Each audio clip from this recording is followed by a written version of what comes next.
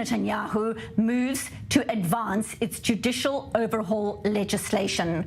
President Isaac Herzog has in recent months tried to reach some kind of compromise between opposing parties. Those efforts have so far been unsuccessful. Overnight, a major protest took place in Tel Aviv in support of the overhaul. At the same time, another demonstration taking place outside Parliament against the reform, and specifically this reasonableness bill.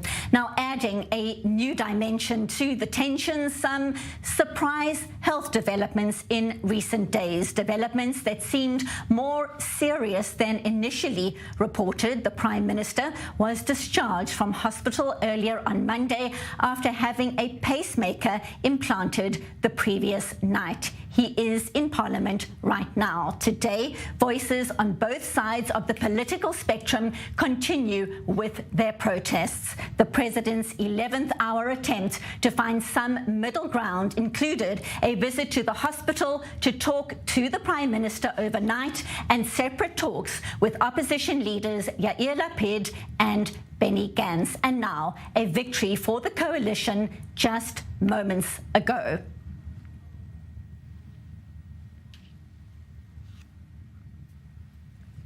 So for the latest insights into what has just transpired, this breaking news, we welcome to studio Ben-Dror Yamini, senior journalist at the Yediot Ahronot Daily. And this new development coming in just a short while ago, all 64 members of the coalition did vote in favor. Very briefly, your response before we go to Jerusalem. It's not a victory. Nobody can declare any kind of victory. It's a defeat. It's a defeat to the Israeli people. We have to admit it.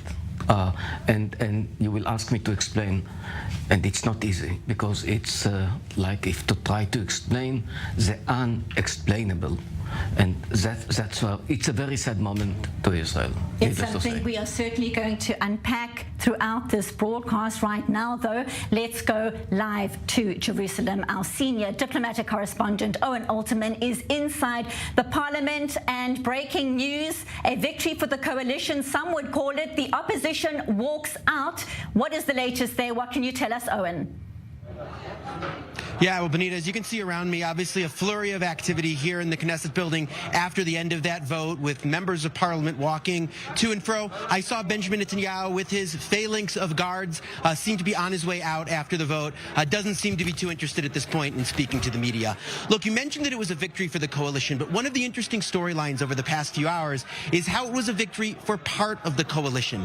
And one of the parts of the fallout of this is the friction within the coalition, and we saw that friction become much sharper, right, with those pictures in real time inside the plenum, Benita, of Defense Minister Yoav Gallant arguing vigorously with Justice Minister Yariv Levin, laying bare the divisions within the coalition. Benjamin Netanyahu at some points in time going out to take telephone calls to find a way to try to bridge the differences, not only between coalition and opposition, but within the coalition itself. Of course, though, the political impact is going to pale in comparison, as Ben-Dror Yamini alluded to the social impact, right? Those protesters are out in the streets. What will the next few hours bring? Nobody really knows. We're in uncharted territory, even given the crisis of the past 6 months, because now a major piece of legislation has actually passed. How will the country respond? How will the protest movement respond? How far-reaching will the response be, both in its depth and in its breadth?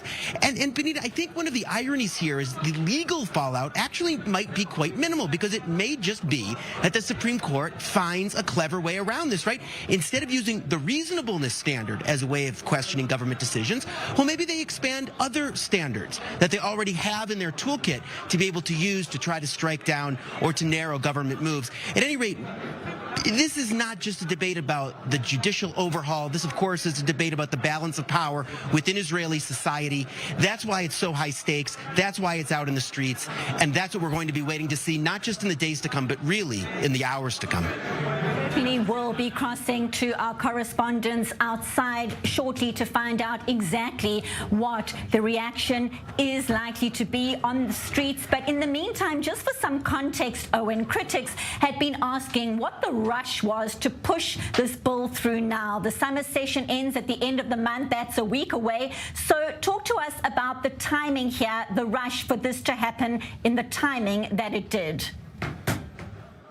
Well, listen, Benita, as I've been saying for months, including in plenty of broadcasts with you, for Benjamin Netanyahu, this is a balance, right? On one hand, the political needs of parts of his coalition for whom this is a priority. By the way, it's only parts of the coalition for whom this is a priority, but Netanyahu needs to keep that entire coalition together. And there are a few true believers in this judicial overhaul. Of course, the Justice Minister, Yariv Levin, the chairman of the Constitution Committee here at the Knesset, Simcha Rotman, but also others. So Netanyahu needs to keep them on side to keep his coalition together. That's one side. And on the other, of course, the pushback, right? The economic pushback, the pushback inside the military, which has become so sharp in the last few days, the social pushback in terms of the reaction and the division and the fissures inside the society, and of course the international fallout. Of course, we've seen the protests, the worry, as he puts it, from U.S. President Joe Biden and the feelings abroad. So Netanyahu needs to balance those two factors, and he needs to try to get that balance right. I think historians and even in the short-term journalists are going to be questioning whether he got the balance right in this case. As Ben-Dror Yamini said, this may prove to be a defeat even from Benjamin Netanyahu's perspective, and maybe especially from Netanyahu's perspective. On one hand, the law went through. Those parts of his coalition are going to be very satisfied and are going to stay on side. On the other hand, the fallout may be so dramatic that it may prove to be a bit of a Pyrrhic victory. But of course, that's what we're waiting to see. Again, not just in the days to come, but literally in the hours to come.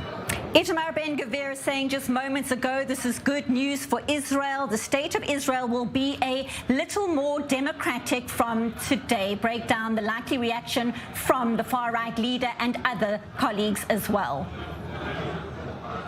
Well, listen, this may not be a priority issue for Ben-Gvir, this judicial overhaul. Unlike Yariv Levin or Simcha Rotman, who I alluded to earlier, this hasn't been something he has been writing about and been passionate about for decades, as have those two.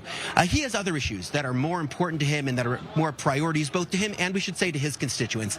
That said, once you have an issue like this, which is pitched as a high-stakes societal issue, right, dividing the right half of the public, if you will, from the left half, politically Ben-Gvir may feel and may even want to take a strong stand, right, and stake out his position to burnish his brand as being at the right fringe of the Israeli political spectrum. So that's where he is. That's where he feels he needs to be.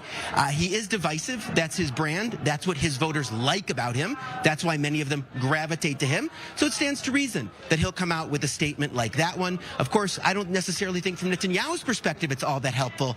That's not necessarily the full set of messaging that he needs in order to, again, manage this balance, right? Because he doesn't only need to please those factions in his coalition.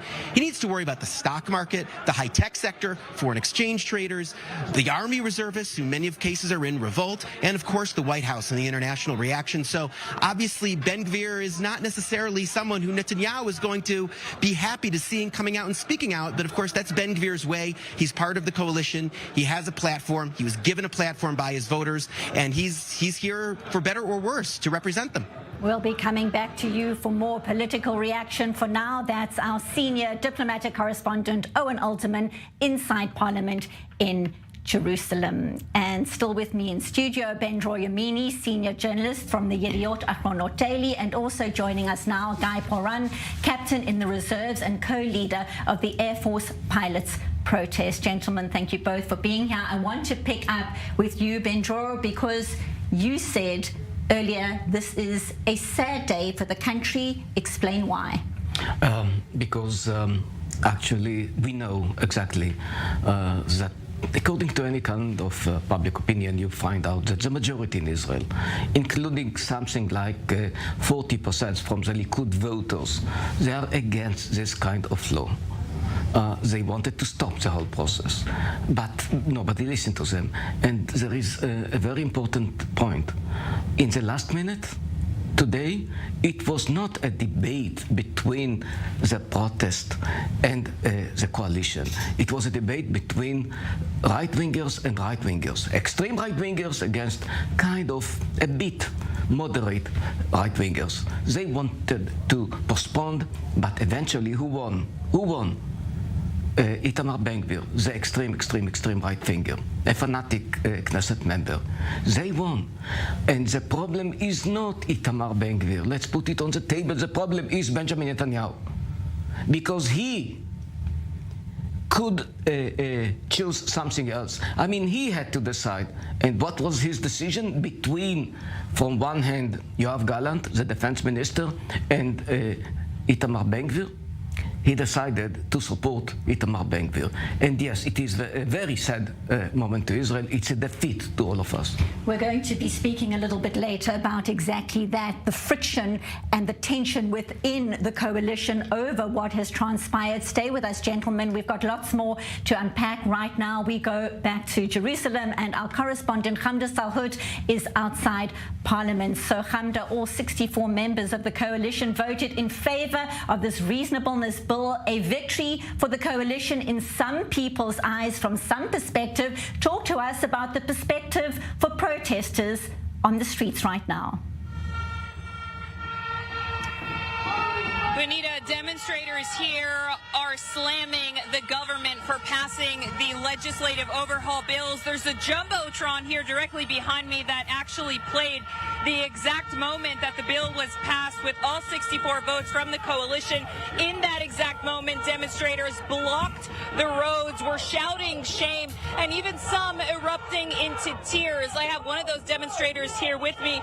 Karen, when I met you, you were very upset, in tears, because the bill had gone through. Talk to us a little bit about what you and these demonstrators are feeling now.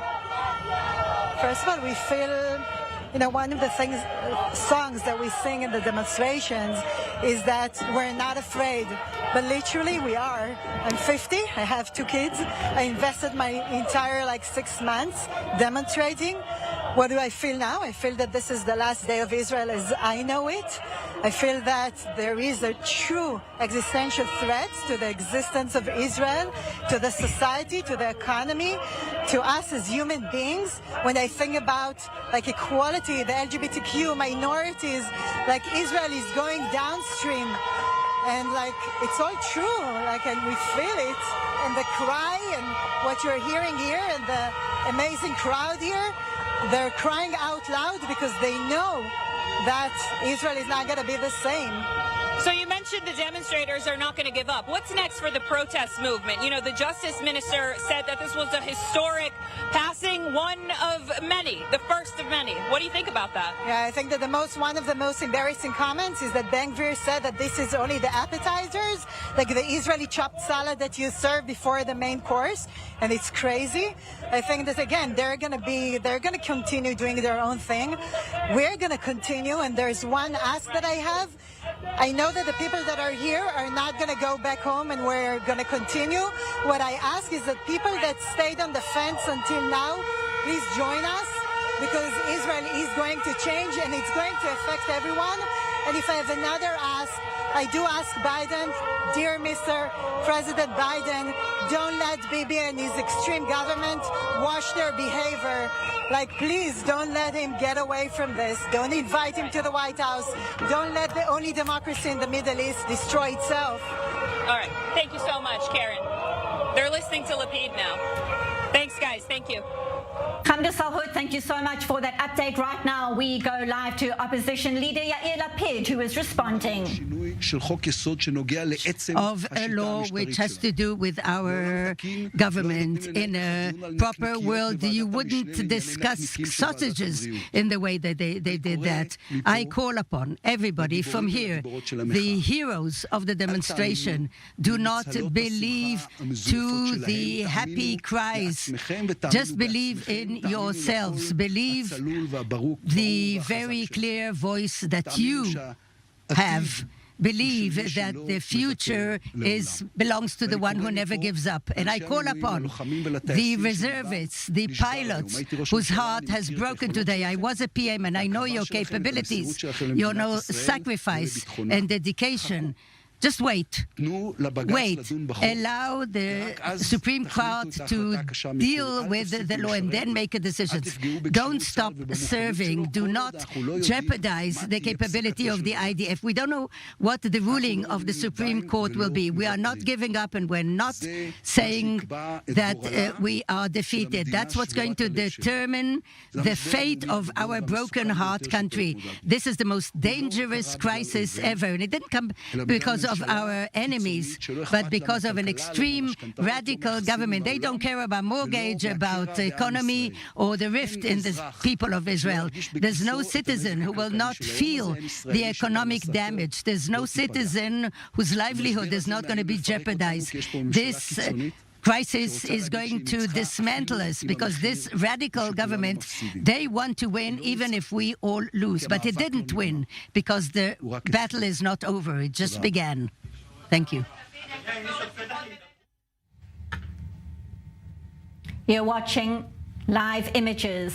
Opposition leader Yair Lapid of the Yesh Atid party saying this is an extreme radical government, and we are not saying that we are defeated. That is the response from opposition leader Yair Lapid just moments ago.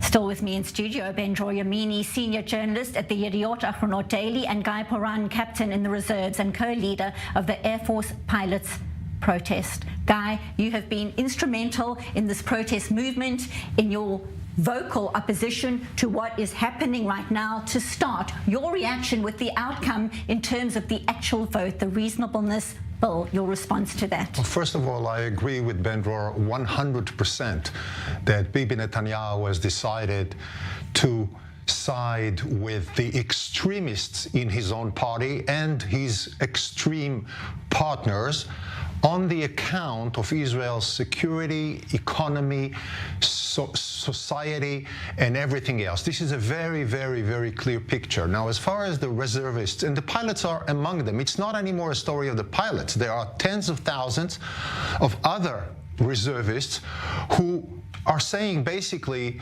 our volunteer activity of volunteering for this country, risking our lives, is not something that we're going to be able to continue to do for after so many years if the country is not democratic anymore. Any citizen in Israel who is asked whether he thinks that reserve pilots should serve in Putin's Air Force or some other non-democratic country would say, no, obviously not. Well, we're in the same situation, but we haven't yet decided. It's not that the hundreds of pilots have not notified that they already stop. They said that they would if this legislation passed. So now if the Supreme Court is going to be able to stop that terrible decision, no harm as would have happened to the Air Force. The longer term, there is some obvious harm in the sense that it arrived to the situation that reserve pilots needed to adopt such an extreme step. But this is the fault of this government, not of the reservist volunteers. Yair Lapid says we are not saying we are defeated. How you see this unfolding? What are the next moves for the protest movement? Yeah, well, I agree with Yair Lapid in the sense that the game is not over. It's not like tomorrow morning we're going to wake up to a full dictatorship. No way, nobody thinks that. But this specific first battle, he's obviously lost. And we think that the law of non-reasonableness, as all the experts are saying, and we're not listening to Ben-Gvir and Levin saying that it's nothing. By the way, Levin is the one that in 2006 said that the non-reasonableness is the most important, strong value of the Israel's court judicial system. But we're listening to all the other experts. It's extreme. However, the other things that are on their plate are not there yet. So the game is not over. We're going to unpack exactly what is on the plate. You're not the first to allude to food when it comes to how this is all being described. The salads have been served, some have said, in recent days. And they're bitter. Guy Poran, Ben-Dror Yamini, stay with us. We've got lots more to discuss. Right now, we're taking a very short break, but our special edition coverage continues in just 2 moments. Stay tuned. Thanks for watching.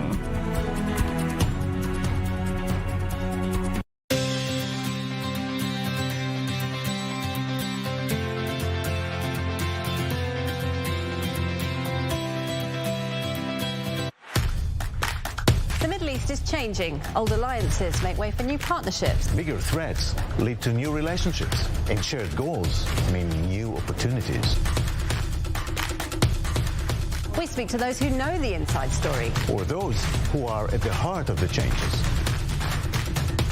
Don't get caught up with the same old story. Find out what's happening in Middle East Now. Middle East Now, every weekday on I-24 News. One show, a whole lot of perspectives. He is part of the problem. You want to talk about deplatforming? People are losing their lives. Not just what happened, but why does it matter? I'd like to finish my point. You're the one stretching terms here. Join us every night, 8 p.m. Eastern on Global Eye. The global conversation starts here. Imagine being able to see into the future. We can take you there.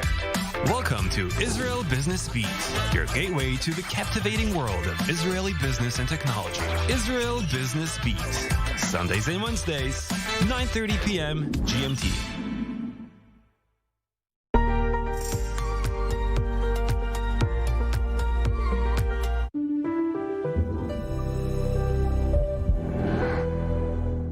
Frases que sabes desde dónde vienen. Ven acá, ¿y el paquetico pa' cuándo? Y recargas que ya sabes hacia dónde van. Envía recargas internacionales Altis a tu gente en RD. Accede a nuestra página web recargas.altis.com.bo. Selecciona recargas y digita el número al que deseas colocarle la recarga. Además, ellos reciben el doble de balance en recargas de $8 o más. Altis, la red global de los dominicanos.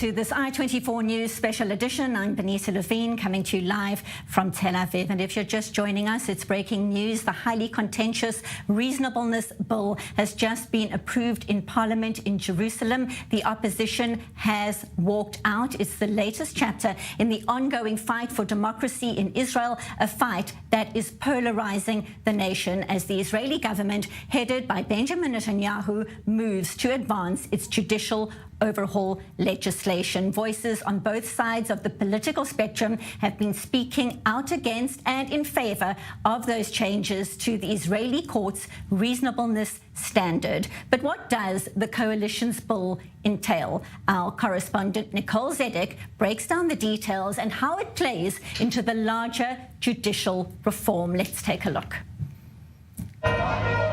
From the streets of Israel to the halls of the Knesset, there's an ongoing debate regarding who decides what's reasonable.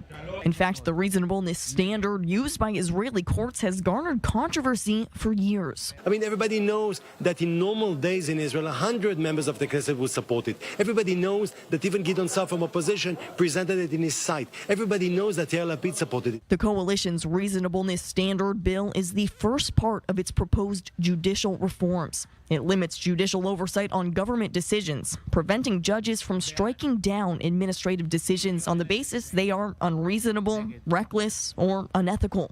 Supporters say it will make the courts and the legal system more democratic, preventing judges from having too much say in government policy. Opponents say it removes vital checks and balances on the government.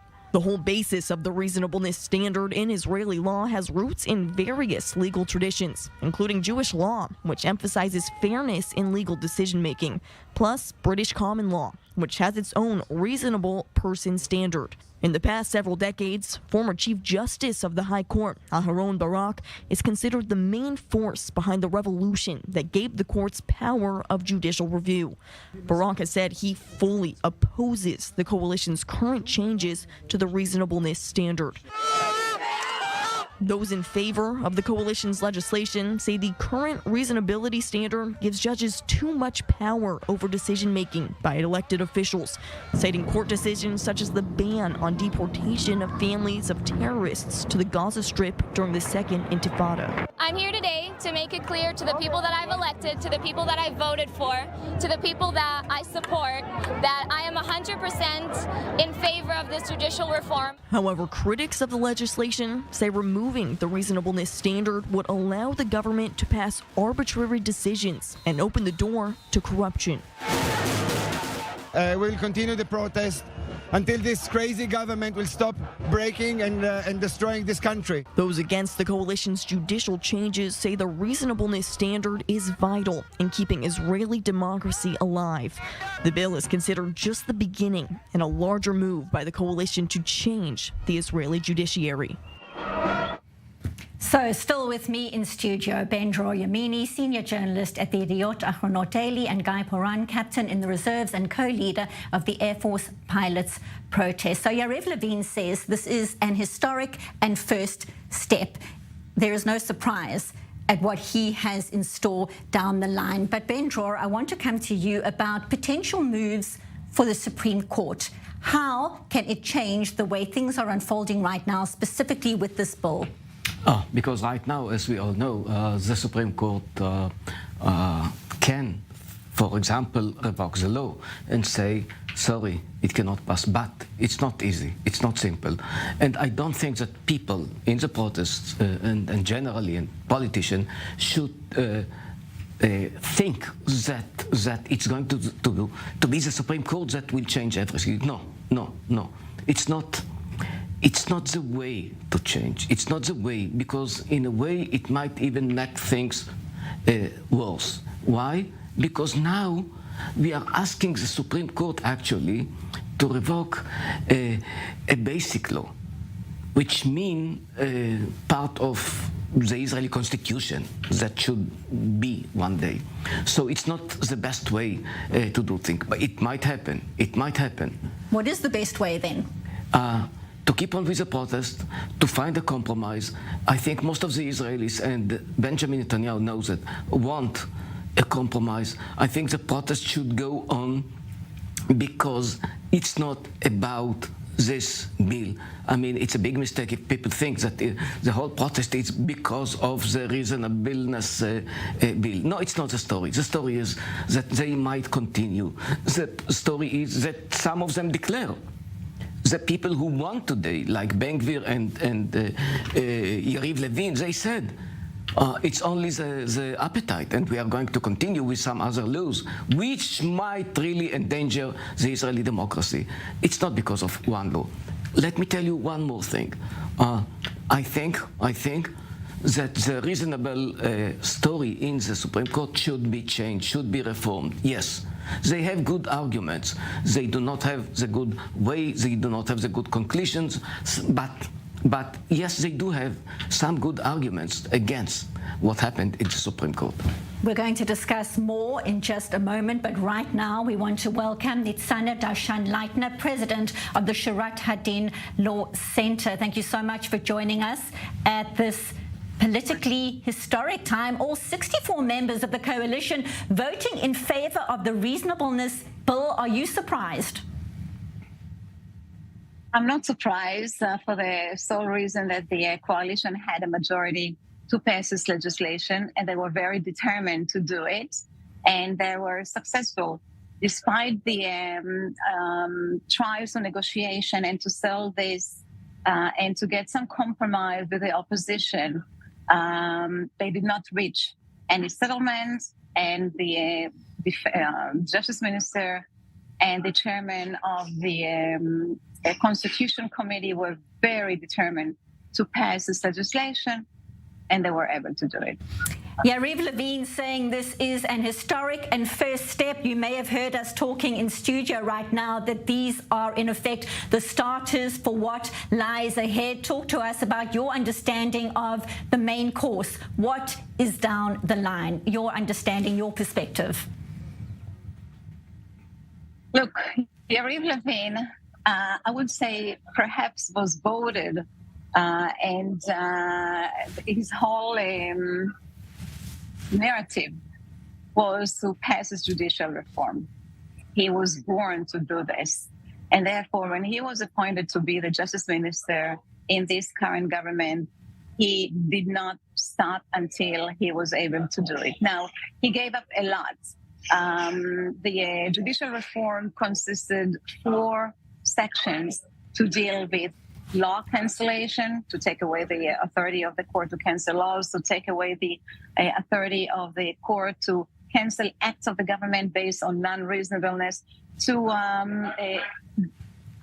find a different way to appoint judges in Israel, and to deal with the attorney generals of the different offices of the government. Because of the demonstrations and because of the widespread protest that was not shown in Israel before, he went back down, and continued only with two narrow sections. One is the unreasonableness clause, and the other one, which he intends to do, is changing the way the committee that appoints judges. He was able to do the first one, and he's very determined to go forward with the second one. If you ask for my opinion about the judicial reform, I would tell you that it's in the consensus that the Supreme Court in Israel took over rights that it didn't have, was not authorized to do in what he called the constitutional revolution that was happening 30 years ago. And since then, there is a clash, a constant clash between the judicial authority to the legislative and the executive authority. The government, the Knesset, want to carry out the policy. They were elected to do so. And the judicial is blocking them time after time. Now, for the first time, there is an opportunity, was an opportunity to change this and to bring back the power to the judicial, to the executive and the legislative authority. And it happened to be that the justice minister was determined to do it. And he succeeded. Nitzana Darshan-Leitner, president of the Shurat Hadin Law Center, we appreciate your reaction on this day. Thank you so much for speaking to us here on I-24 News. And gentlemen, we will come back for your response. Thank you. But right now, we're going to go back to Jerusalem. Our senior diplomatic correspondent, Owen Alterman, is inside Parliament. And Owen, Yair Lapid saying just a short while ago that already a petition is about to be submitted over the latest developments. What light can you shed on this new development just in? Right, and the two petitions are Supreme Court to get the Supreme Court to overturn, to annul this law. And that's interesting, right? This is a tool that we have.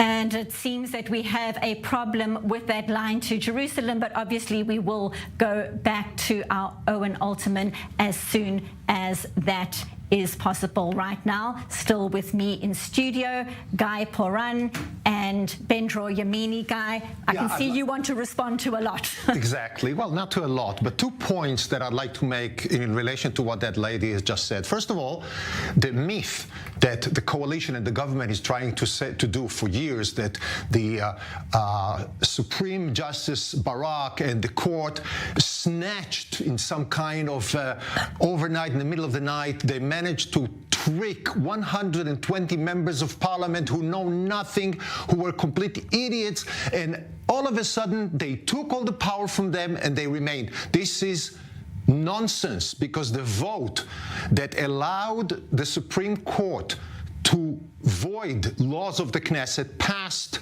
76-0. No objection and no sustained.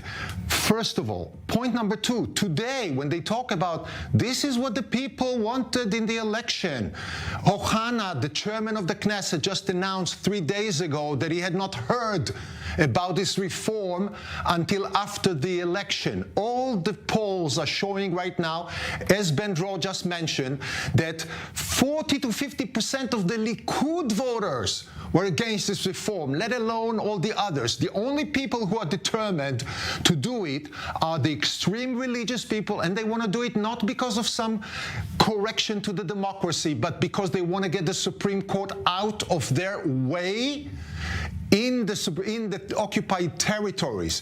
And the other guys are the extreme Orthodox that want to get completely out of serving the country, and the Supreme Court is on their way. This is the truth. Your reaction very briefly before we go to a break. I must admit that in some aspects the Supreme Court went too far. I myself, as a jurist, when I was a lawyer, I published articles against this judicial activism. But and I was not the only one, many experts, professors from law faculties criticized the Supreme Court. But there is a huge difference between criticizing the Supreme Court and what is happening now. There is a huge difference between a judicial reform, which I support, and this kind of judicial overhaul. It's two different things. And it's something we're going to look at closely after the break. Ben Droyamini and Guy Poran, thank you so much. Stay with us, so we've got lots more to discuss, but we are going to take a very quick break, and when we do get back, we will of course go back to Parliament and get that update from our senior diplomatic correspondent Owen Alterman with the latest developments inside Parliament. This is I24 News Special Edition. Back in a bit. Stay tuned.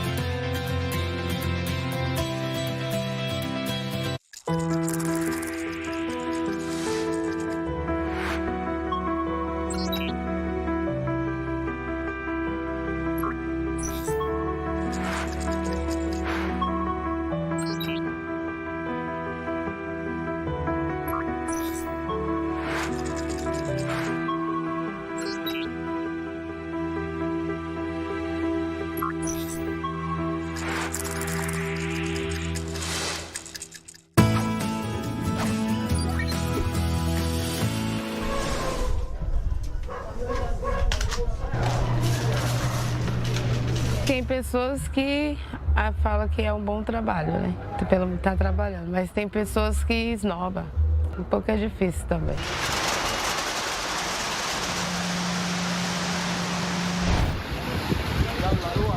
إذا انعمل فوق منا أبنية سكنية كل البنى التحتية وكل الجوار الصحية رح تشرب الأرض وتروح على مغارة مثل ما صار بغارم الشريعة على شط لبنانها ونحن كلنا شايفينه.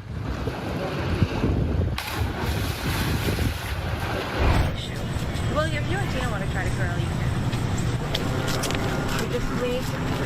We urgently need foster homes to help us house these rabbits. The more fosters we have, the more rabbits we can help with.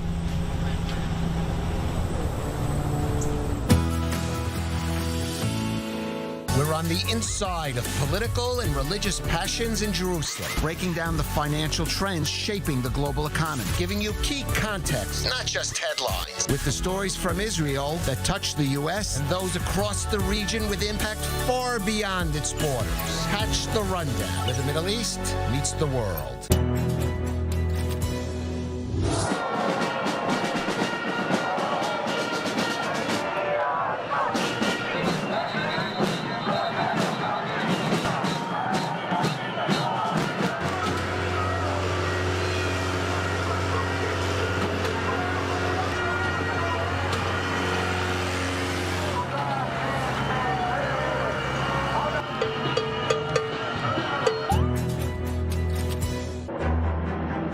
Strictly Security, your weekly look into security, intelligence, and strategic affairs. Our team brings the latest on the major international conflicts, analysis of the major security issues right here in the Middle East and around the globe. Join us for a close look at innovative military technology and get up to speed with what's happening in cyberspace. Saturdays, only on I24 News.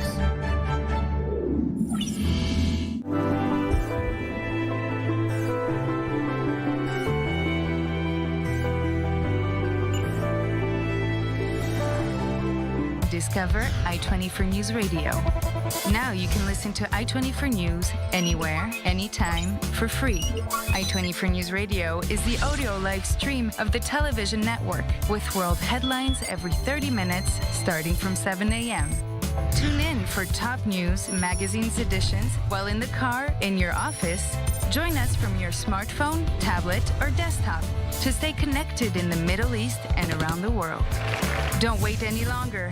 Head to our website or mobile application and click on I24 News Radio to subscribe.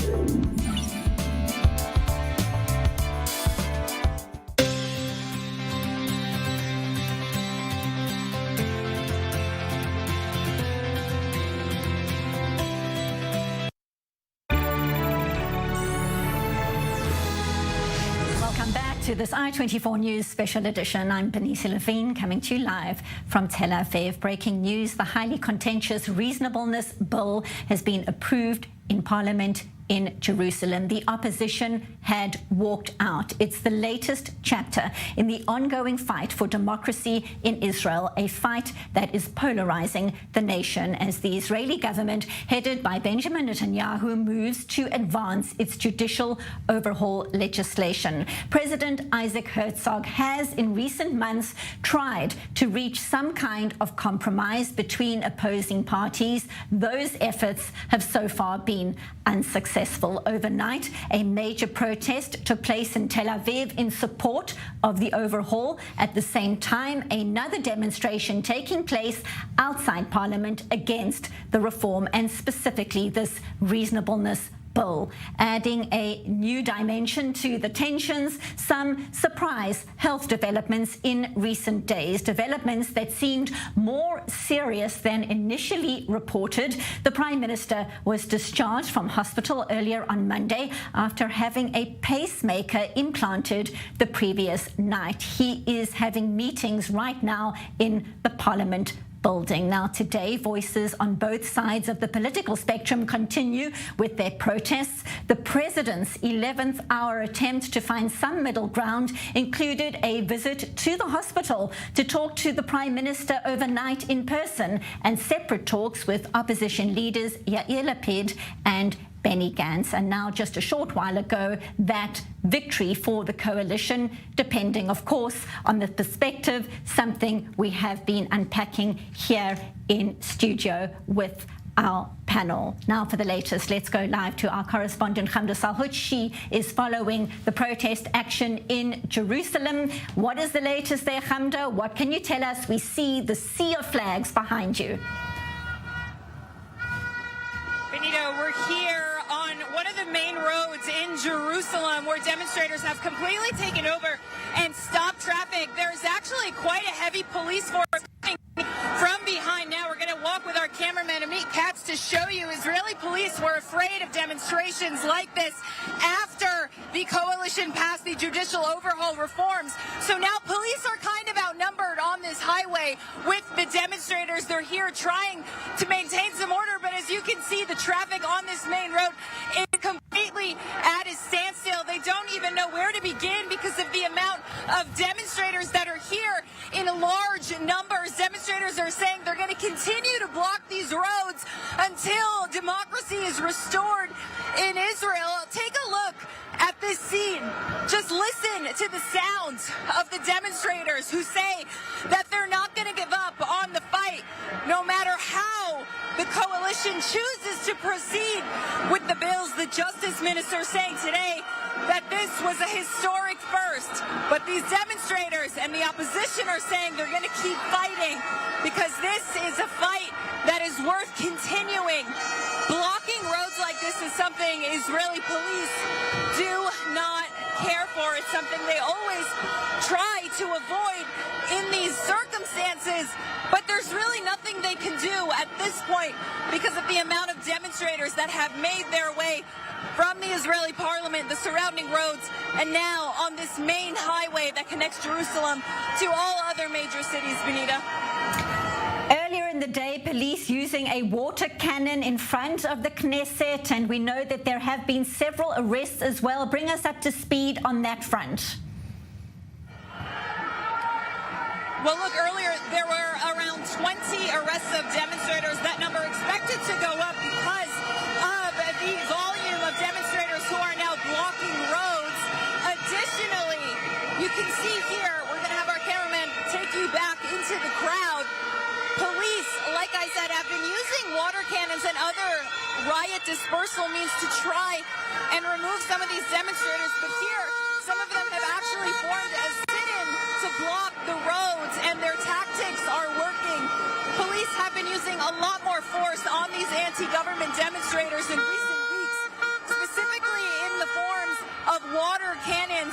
But because of how many demonstrators there are, because of how many weeks and months they have been demonstrating, they simply seem not to care about things like water cannons and things like police mounted on horseback. Demonstrators here say they're fight for democracy, and that's exactly what we're seeing here in these protests, only expected to escalate throughout the day, Benita. Correspondent Hamda Salhout, live from Jerusalem. We will be coming back to Hamda, of course, for regular updates in the coming hours. Thank you, Hamda. And right now, let's take a listen to the message from Justice Minister Yariv Levin ahead of today's vote on the Reasonableness Bill.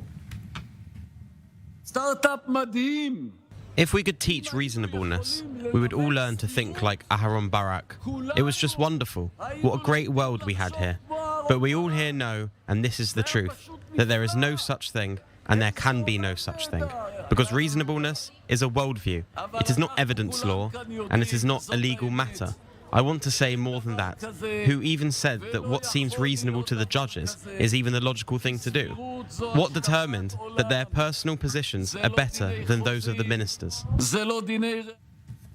Now let's go back to our senior diplomatic correspondent, Owen Alterman. He's inside Parliament in Jerusalem, and we were discussing a little bit earlier, a petition could happen tomorrow. What is the latest? What update can you share?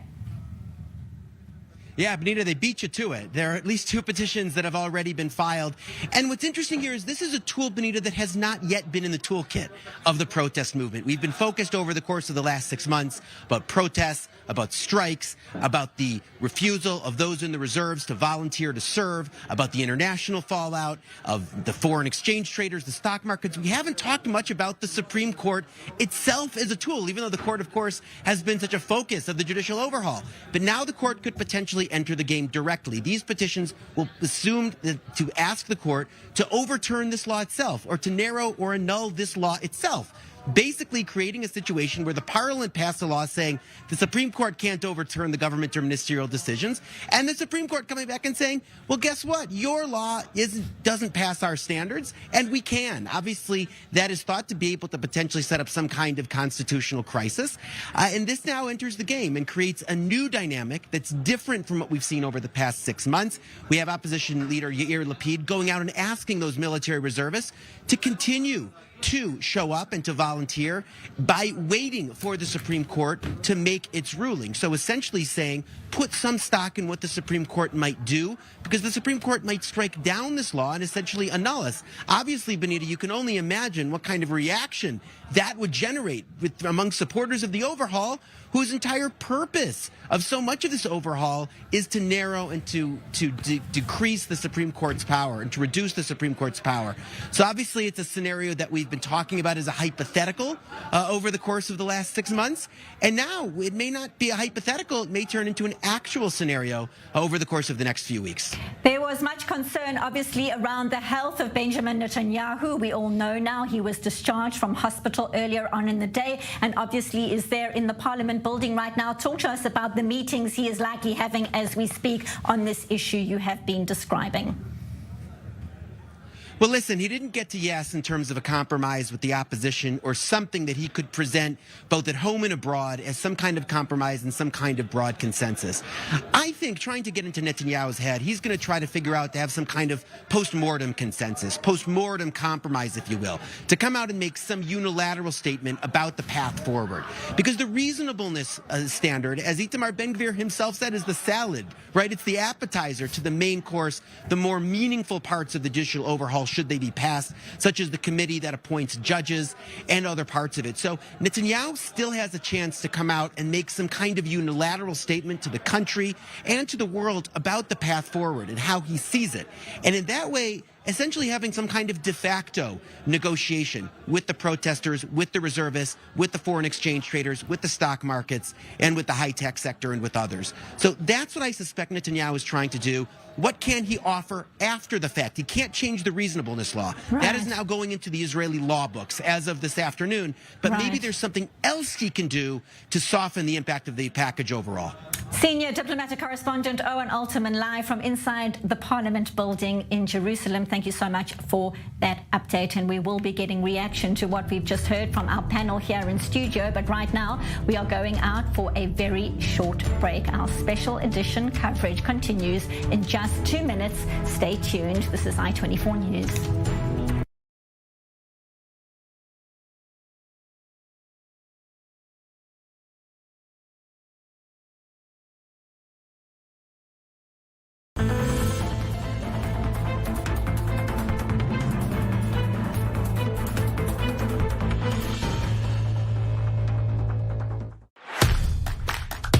East is changing. Old alliances make way for new partnerships. Bigger threats lead to new relationships, and shared goals mean new opportunities.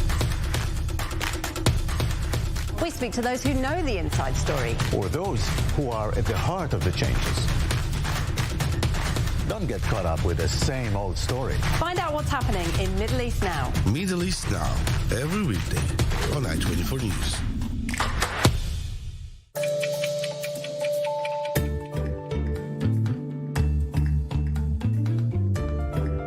Oui, on attend ça avec impatience tous les 2 ans. Ah oui, puis c'est rendez-vous avec tous les copains, c'est l'occasion de retrouver des copains des pays étrangers, quoi. Donc voilà, on se donne rendez-vous, on s'appelle, on dit tu fais le mondial, bah ouais, bon allez, on y va.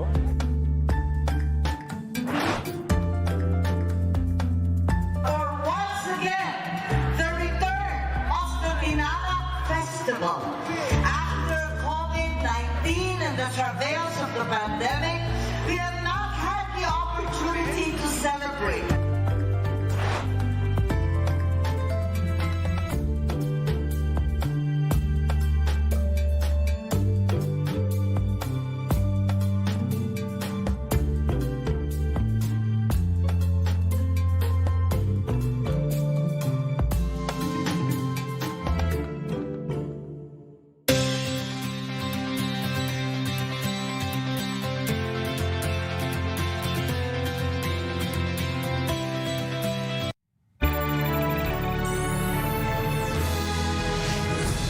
Breaking news coverage continues. The highly contentious Reasonableness Bill has been approved in Parliament in Jerusalem. The opposition has walked out. It's the latest chapter in the ongoing fight